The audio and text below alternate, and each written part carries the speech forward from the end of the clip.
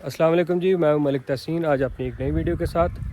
आज की वीडियो में हम बात करेंगे कि पुर्तगाल में बच्चों का स्टडी सिस्टम कैसा है, और जब हम इंडिया या पाकिस्तान से वीज़ा लगवा के पुर्तगाल में आ जाते हैं तो हमें कौन से डॉक्यूमेंट्स अपने साथ लेके आने चाहिए, और वो कौन सी लैंग्वेज में होने चाहिए डॉक्यूमेंट्स, और उनकी अटेस्टेशन कहाँ कहाँ से करवानी होती है। और उसके अलावा जब हम यहाँ आ जाते हैं, हमारे बच्चों का एडमिशन हो जाता है, तो उन्हें कितनी फ़ीस अदा करनी पड़ती है, और स्टडी के दौरान बच्चे कौन कौन से बेनिफिट्स स्कूल से हासिल कर सकते हैं। इन सारी चीज़ों पे आज हम बात करेंगे। जिन भाइयों ने मेरा चैनल सब्सक्राइब नहीं अभी तक किया, वो मेरा चैनल सब्सक्राइब कर लें ताकि मेरी आने वाली इन्फॉर्मेटिव वीडियोस भी उनके लिए फ़ायदेमंद हो सके। तो चलिए बात को स्टार्ट करते हैं। पुर्तगाल अगर देखा जाए तो बच्चों की स्टडी सिस्टम के हवाले से इसका सबसे बड़ा फ़ायदा ये है कि जब आपके बच्चे स्कूल जाना शुरू कर देते हैं तो आप उनको TRC विदिन 1 मंथ या 2 मंथ मिल जाता है। और जब बच्चों को TRC मिल जाता है तो बच्चों की बेस पे आपको भी TRC बहुत जल्दी मिल जाता है। TRC का मतलब है टेम्परेरी रेजिडेंसी।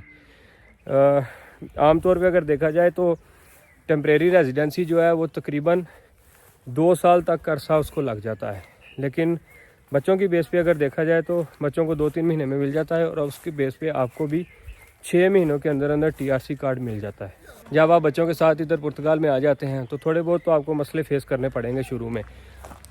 अगर आप एक शहर से दूसरे शहर चले जाएं तो आपको पता है कि एक शहर से दूसरे शहर मूव करना कितना मुश्किल होता है। तो ये तो फिर यूरोप है कि आप अगर इधर आते हैं और सबसे पहले आपको सबसे बड़ी परेशानी होती है लैंग्वेज की होती है।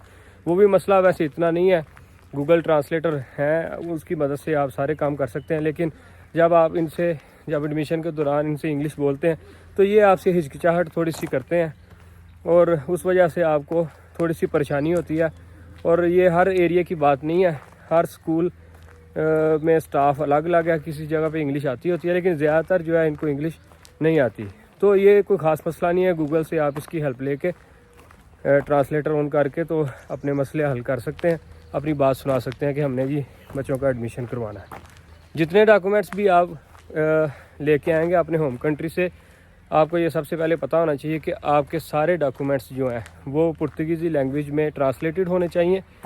और इसके अलावा मैं आपको बताता हूँ डॉक्यूमेंट्स की तफसील के आपको डॉक्यूमेंट्स चाहिए कौन से होते हैं, और कौन कौन सा डॉक्यूमेंट्स आपने कहाँ से अटेस्टेशन करवाना होता है। सबसे पहले जब आप स्कूल जाते हैं एडमिशन के लिए तो आपको उन बच्चों के पासपोर्ट की कापी देनी होती है, और उनका फिनांस जो आप फिनांस ऑफिस से बनवाते हैं वो पेपर होता है, वो देना होता है।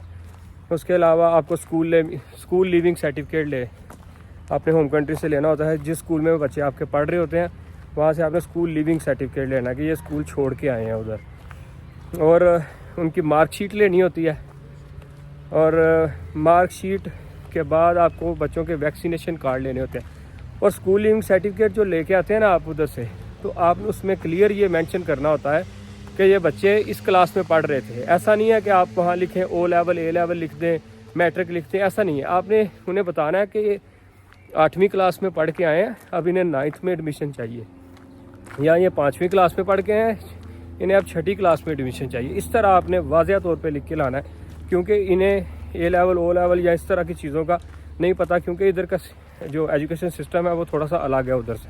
और जब आप पुर्तगाल में आ जाते हैं तो आपको कोशिश करनी चाहिए कि आप मई से पहले यहाँ पहुँचें। अगर आपका वीज़ा लग गया है या आप अपने वीज़े अप्लाई करने का स्केजुअल इस तरह बनाएं, अगर आपके बच्चे हैं तो आपको मई से पहले इधर पहुँचना चाहिए। वैसे तो किसी को नहीं पता होता कि वीज़ा कब लगना है, लेकिन फिर भी आपको ये इन्फॉर्मेशन की बात बता रहा हूँ कि जुलाई के बाद इनके एडमिशन यहाँ बंद हो जाते हैं, और आपको फिर नेक्स्ट ईयर के लिए इंतज़ार करना पड़ता है फरवरी में।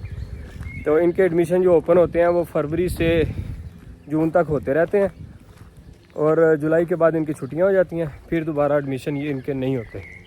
और अगर आपके बच्चों की एज 16 से 18 है, 16 से 18, तो आप उनका एडमिशन अगर कराने जाते हैं तो आपको PCC भी रिक्वायर्ड होता है, पुलिस करैक्टर सर्टिफिकेट। और अगर आपके बच्चे 16 साल से छोटे हैं तो आपको फिर PCC की ज़रूरत नहीं होती। आप छोटे बच्चों के लिए PCC यहाँ रिक्वायर्ड नहीं है, 16 से 18 साल के बच्चों को PCC रिक्वायर्ड होता है। जब आपके बच्चे स्कूल जाना शुरू हो जाते हैं तो यहाँ का एजुकेशन सिस्टम बिल्कुल फ्री है, यहाँ आपको कोई फ़ीस नहीं देनी पड़ती, बिल्कुल फ्री ऑफ कास्ट है। बल्कि ये आपको फ़ीस लेने की बजाय फैसिलिटेट करते हैं। किस तरह आपको बच्चों को अलाउंसेस की मद में तकरीबन 100 से 125 यूरोज़ तक देते हैं एक बच्चे को, और अगर आपके 2 बच्चे हैं तो इस हिसाब से आपको फ़ी बच्चे के हिसाब से 100 से 135 यूरो महीने के मिलते हैं। और आपके बच्चों को लैपटॉप ये फ्री देते हैं, और बुक्स वगैरह, स्टेशनरी, और यहाँ बच्चों का कोई यूनिफॉर्म नहीं है, घर के कपड़ों में उन्होंने जाना होता है। और इसके अलावा ये आपके बच्चों को इंटरनेट की डिवाइस देते हैं। उसके अलावा आपको सिटी के बस की टिकट देते हैं, जिसमें जो सिटी बस सर्विस होती है उसमें आप बिल्कुल आपके बच्चे फ्री सफ़र कर सकते हैं। आपके बच्चों को यहाँ लैंग्वेज हर्डल होती हैं शुरू में, लेकिन बच्चे होते हैं वो सीख जाते हैं लैंग्वेज को, ऐसा मसला नहीं है। उन्हें पहले साल में कुछ थोड़ी बहुत दुश्वारी होगी, लेकिन आपने इधर कंटिन्यूसली रहना होता है तो फिर आपका ऐसा कोई ख़ास मसला नहीं आता। आपके बच्चों को थोड़ी बहुत इंग्लिश आती हो तो आपका काम इधर चल जाता है। और बच्चों की टाइमिंग जो है सुबह 8 से 4 बजे तक होती है। उस दौरान ये बच्चों को फूड वगैरह देते हैं और होमवर्क भी स्कूल में करवा देते हैं, और इनकी स्पोर्ट्स की क्लासेस भी डेली बेसिस पे स्कूल के अंदर ही होती हैं। और लास्ट में मैं आपको बताता हूँ कि बच्चों के कौन से डॉक्यूमेंट्स की अटेस्टेशन करवानी होती है।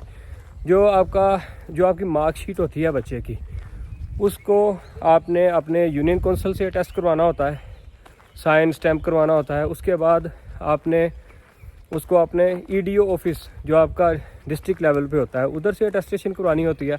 और उसके बाद आपने फॉरेन अफेयर जाना होता है। फॉरेन अफेयर से आपने इसको अटेस्ट करवा के 3 जगहों पे, ये खाली डॉक्यूमेंट्स है जिसको आपने 3 जगहों पे अटेस्टेशन करवानी होती है। इसके अलावा जो बाकी के डॉक्यूमेंट्स मैंने आपको बताए हैं उनकी अटेस्टेशन नहीं होती।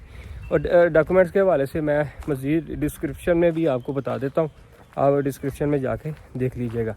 और जो पाकिस्तान वाले मेरी वीडियोस देख रहे हैं उनको अगर ट्रांसलेशन करवाने में पेपर में कोई मसला आ रहा है तो डिस्क्रिप्शन में मैं ट्रांसलेशन वाले का नंबर भी दे दूँगा, वो उससे रब्ता कर सकते हैं।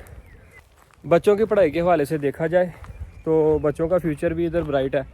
इनका एजुकेशन सिस्टम किसी लिहाज से भी यूरोप के दूसरे कंट्री से पीछे नहीं है। और सबसे बड़ा जो हमारे लिए फ़ायदा है वो ये है कि हम यहाँ रेजिडेंसी बहुत जल्दी ले सकते हैं। जिस रेजिडेंसी के लिए 2-2 साल इंतज़ार करना पड़ता है लोगों को, अगर जिनके बच्चे हैं वो अपने बच्चों की बेस पे रेजिडेंसी यहाँ बहुत जल्दी ले सकते हैं। और अगर आज की मेरी वीडियो आपको पसंद आई हो तो इसको लाइक शेयर कर दीजिएगा, चैनल को सब्सक्राइब कर दीजिएगा। मिलते हैं इंशाल्लाह नेक्स्ट वीडियो में। अल्लाह हाफिज़।